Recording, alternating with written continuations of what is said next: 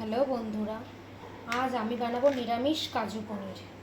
এখানে আমি একটা পনির নিয়ে নিয়েছি, সেটাকে ফার্স্টে টুকরো টুকরো করে একটু ভেজে নেব। অনেকে কাঁচাও দেয়, আমি একটু টুকরো করে নেব।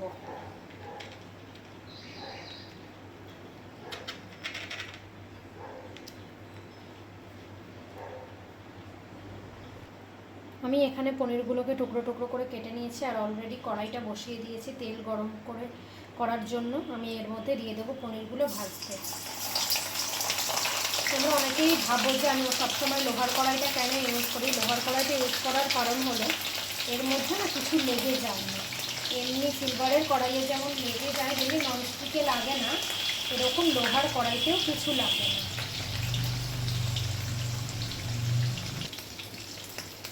পনিরটা ভাজা হচ্ছে, একটা আমি মিক্সিং জারের মধ্যে নিয়ে নেব পোস্ত। এই যে পোস্ত, অল্প করে চালমগজ,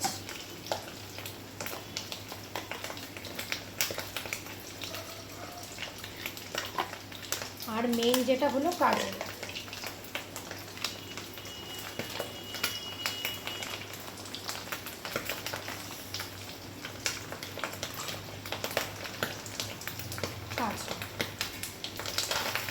পনিরটা ভাজা হয়ে গেছে, আমি একটা বাটির মধ্যে জল নিয়ে নিয়েছি, আর এর মধ্যে নুন দিয়ে নিয়েছি। ফার্স্টে আমি পনিরটাকে তুলে এর মধ্যে রাখবো, কারণ পনিরটা একদম তাহলে শক্ত হবে না, নরমই থাকবে। অনেকেই বলে পনির রান্না করার পর শক্ত কেন হয়ে যায়। এইরকমভাবে যদি তোমরা একটা বাটির মধ্যে জল নিয়ে তাতে একটু নুন দিয়ে পনিরটাকে ভিজিয়ে রাখো, তাহলে পনিরটা একেবারেই শক্ত হবে না।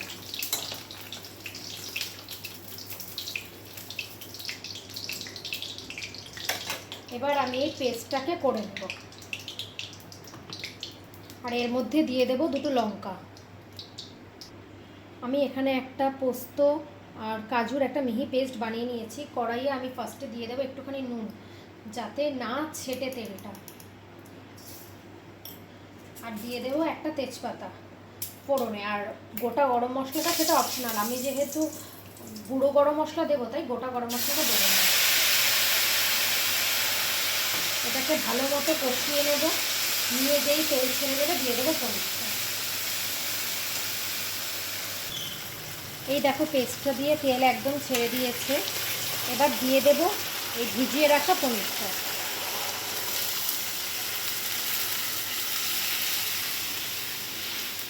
দিয়ে একটু নাড়াচাড়া দিয়ে ঢাকা দিয়ে রাখবো। হালকা ফুটে উঠলে এর মধ্যে দিয়ে দেবো চিনি আর গরম মশলা, তাহলেই রেডি হয়ে যাবে পনির।